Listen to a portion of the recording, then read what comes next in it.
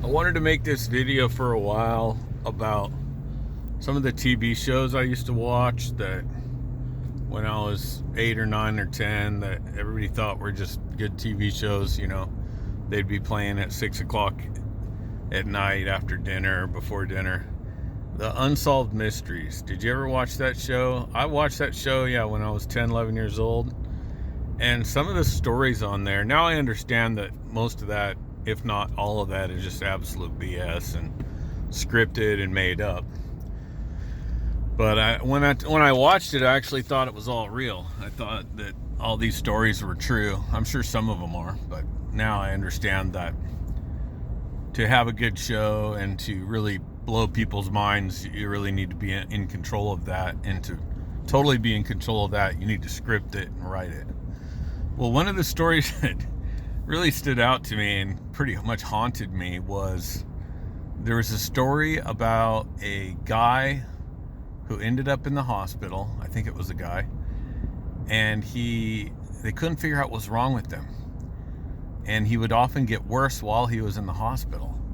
And they did all these tests, and then finally one genius doctor had discovered, after many weeks of this, that the guy was receiving poison, some type of poison.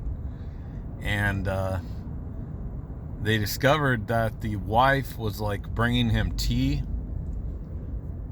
and in the tea, in the homemade iced tea that he loved so much, was the poison. And so they did all these hair follicle tests, and they could see exactly what time he was poisoned by looking at the hair follicles and time it with her visits and all this. And this may or may not be connected to this other story. It may be that the woman also worked at a cancer research facility where they used some special drug or poison that toxin that caused cancer. And while trying to poison her spouse, I don't know if it's that same story or not, later some of the other members of the family had accidentally drinking the toxin, and they had got cancer too. And it came out that after 2 or 3 years, everyone had died of cancer except one guy, and he just committed suicide. And I'm like, this is the most haunting story.